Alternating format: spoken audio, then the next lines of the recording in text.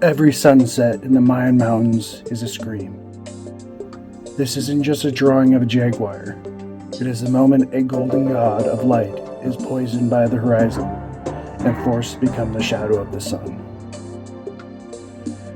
Today we're not just drawing, we're descending, using Ohuhu markers for our base and the Prismacolor premieres for the details.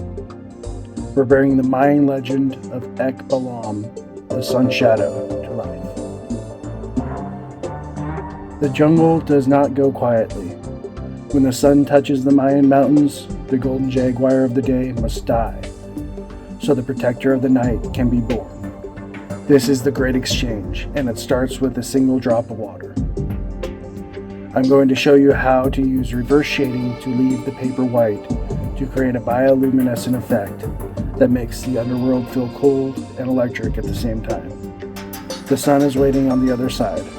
Let's draw our way out. But to truly understand why we're using the specific blues and the obsidian black of these Prismacolors, you need to know the myth of the cat. This isn't just a jaguar, it's a cosmic protector.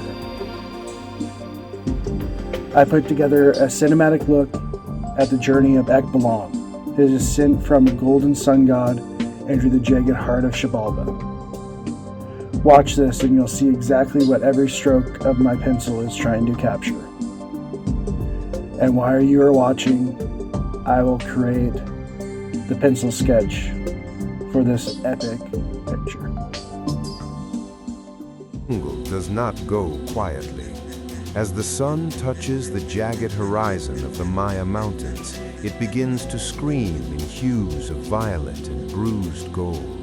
This is the moment of the great exchange. The golden jaguar of the day, the protector of the corn and the warmth, feels the cold poison of the horizon touching his paws. He stands at the mouth of a limestone cenote, the black water reflecting a sky that is losing its memory of the light. He takes a breath, and his golden fur begins to smoke. One by one, his yellow spots catch fire and burn out, leaving behind a coat of pure, terrifying obsidian. He is no longer a hunter of deer. He is Balaam, the sun's shadow. He leaps into the water, not to drown, but to sink through the ceiling of the world. The journey has begun. Balaam awakens on the shores of the river of churning spears. Here, the lords of Xibalba, the masters of rot and disease, wait for him. They have set the snares. They send the house of cold to numb his heart, blowing winds of glacial obsidian across his path. Balaam doesn't run, he stalks. He absorbs the frost until his fur is plated in ice, turning the Lord's weapon into a shimmering suit of armor. Next, he enters the house of bats. The air is thick with the musk of 1,000,000 leathery wings. Kamasots, the snatcher of heads, dives from the ceiling. The black jaguar must move in total silence, pressing his belly to the stone. He learns the rhythm of the bat's wings, timing his heartbeat to their flutter, so he becomes invisible to their sonar. He is the still point in a hurricane of teeth.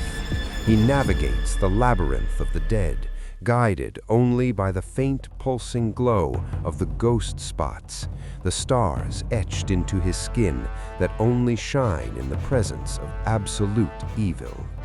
At the center of Xibalba lies the midnight altar, where the great Lord, one death, waits with a blade of flint. This is the deepest point of the night. The lords demand the jaguar surrender the seed of the sun, the spark of fire he carries in his throat. If he surrenders it, the world stays in eternal night, and the lords of death will walk the surface of the earth. One death unleashes the house of fire. The chamber turns into a furnace.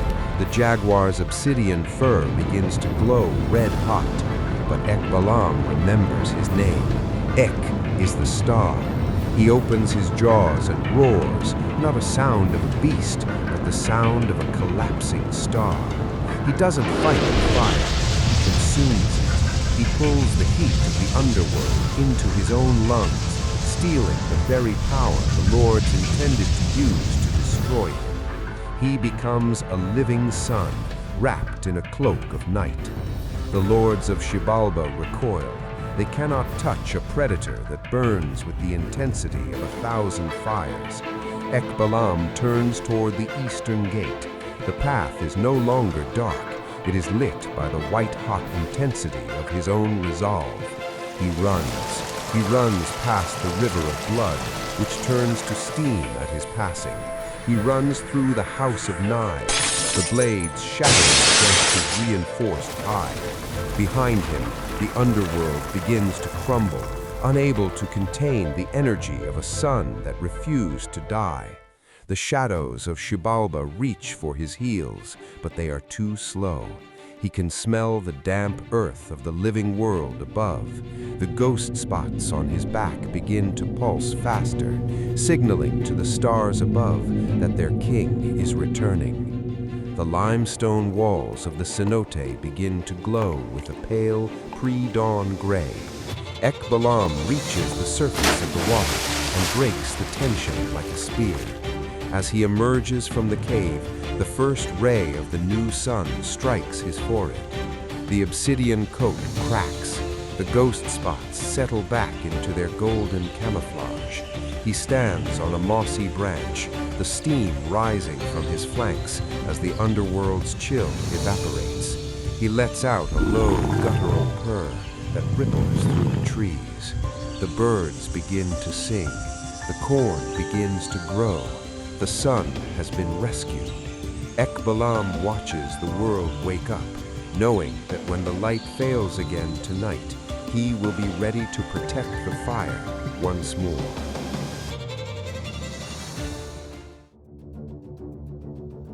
Now that you've seen the trial of the sun shadow, let's get into the process. The transition from the white page to the depths of Xibalba begins not with a stroke of genius, but with a deliberate choice of temperature. We're starting our coloring phase with Ohuhu Honolulu markers, using cottonwood gray to map out the primary light sources of the pyramid and the cave floor. In the Mayan world, pyramids were not just stone. They were called Witz, or sacred mountains. The Maya believed the very earth we walk upon was the back of a colossal, primordial turtle floating in a cosmic sea. The cracks in its shell were the valleys, and the peaks were the mountains. If you want to see how other cultures viewed this incredible concept, you have to check out my full episode on the world turtle myth. Look it up after this one, the description will be below. But here, in the Mayan version, these pyramids were built to mimic those sacred peaks, the points where the spirit world breathed into our own. Next, we saturate the mushrooms and the crystals with a light sea blue. This isn't just a color choice, it's atmospheric storytelling. To the Maya, the underworld, Xibalba, was a place of damp, bone-chilling cold. It was often called the place of fright. While many cultures viewed the abyss as a place of fire, the Maya saw the deep earth as a watery blue-tinted void. This blue sets the temperature of our piece. I'm dragging the blue into the shoulders of the jaguar. Even as a black jaguar, his fur acts as a mirror. In Mayan cosmology, the jaguar was the master of the night, because he was the only creature whose skin mimicked the star map of the cosmos. By adding this blue, we are literally painting the reflection of the spirit world onto his hide. For the eyes, we use fluorescent yellow. The Maya believed jaguars possessed night sight, a fire that allowed them to see the true nature of a person's souls, and even the gods. In the Papal Nu'u, the sacred book of the Maya, eyes are often described as burning embers in the dark. This neon base ensures that even after we layer darker pencils over it, the stare will remain piercing. We finish the marker base with soft, cool gray for the cave walls. It is vital to keep these marker layers smooth. They provide the skin that our pencils eventually will sit on. Every stroke of the marker is a tribute to the precision of the ancient scribes who recorded these myths. I'm also using the cottonwood gray to fill in the lighter transitions of the cat. We're building a map of highlights before the heavy pencils arrive. Think of this like the House of Gloom, one of the trials where the hero twins had to keep a cigar lit all night without burning it. If we don't protect the light in our drawing now, we will fail the trial of value scale. I'm making a tactical shift here. To truly understand the scale of this cavern, I need to define the foreground of the cave. I'm flooding the outer walls with black. This creates an immediate tunnel vision effect. In the Mayan mythology, entering Xibalba was an ordeal of survival. If you had to pass through the House of Gloom and cross the rivers of scorpions and blood before reaching the center. By blacking out the foreground, the center of our drawing begins to glow. This reflects the Mayans' concept of Ohuhu, the sacred moment of duality of life. Everything had a twin. The day sun was a soaring macaw, but at night the sun fell into the ocean and became a jaguar. By darkening these edges, we are witnessing the sun's transformation into a predator. Markers give us the glow, but Prismacolor Premier pencils give us the grit. I'm laying out a palette of black, white, cerulean blue, true blue, and violet blue. We're going to use the wax-based nature of these pencils to burnish the mushrooms. Let's head into our first time lapse as I build the crystal textures in the cave walls and the soft velvet glow of those bioluminescent fungi.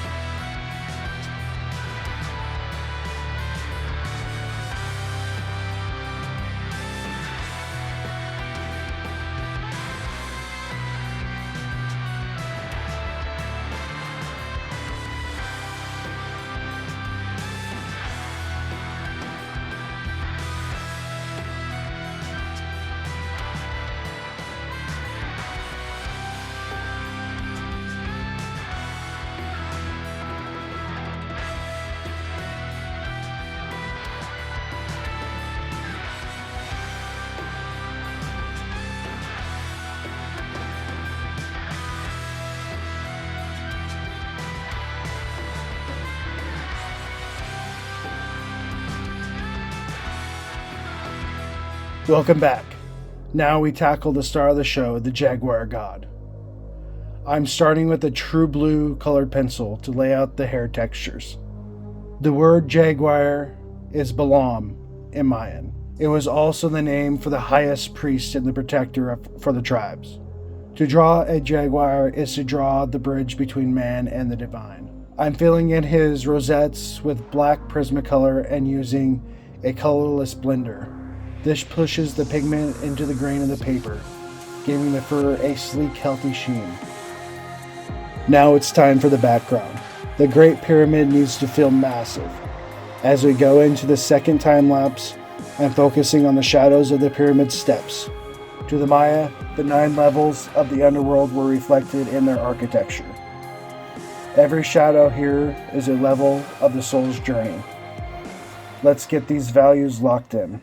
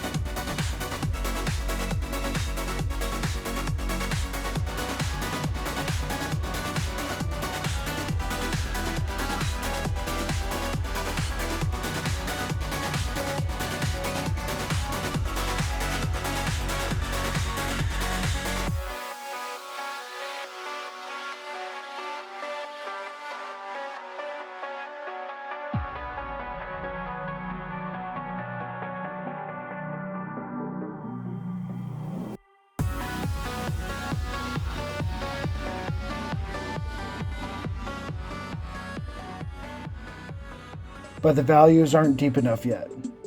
To get the true obsidian intensity, I bust out my fine liner pens. I'm using a 005 to lay out the fur textures around the muzzle and a graphic one-liner for those dark spots. This is a nod to the ancient Mayan calligraphers. They were masters of line work, using brushes made of animal hair to create lines so fine they look like they were printed. By sharpening these details with ink, we're making the Jaguar celestial map readable. We're building a gaze that doesn't just look at you, but looks through you, judging your worthiness to enter the eastern gate. We're in the home stretch. I'm bringing those fine liners back into the background to sharpen the pyramid and the stalagmites. In Mayan belief, the world was destroyed and recreated 4 times. We are in the 5th world, held together by the balance of light and dark. If the Jaguar doesn't successfully carry the seed of the sun through Xibalba, the world ends. That is the tension I want to feel in these shadows. We finished by rendering the cenote water. For the Maya, the water was a mirror and a gateway. They believed the giant turtle that floated on the cosmic sea, the cenote was the umbilical cord to that sea. Finally, using white acrylic markers to lay out the sharp highlights of the eyes and the lights above. With these final sparks, Balaam has survived the trials. He is the sun's shadow, holding the line for us all. He is ready for the dawn.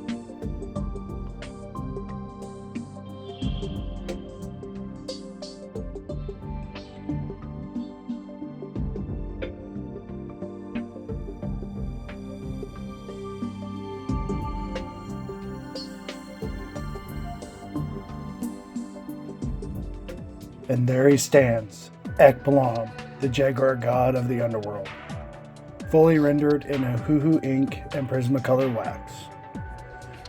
From the deep blues of the cold cenote to the obsidian depth of his coat, we've brought a piece of Mayan history back into the light. This journey through Xibalba was about finding the light in the darkest of places. I want to hear from you. Which part of the Mayan myth surprises you the most?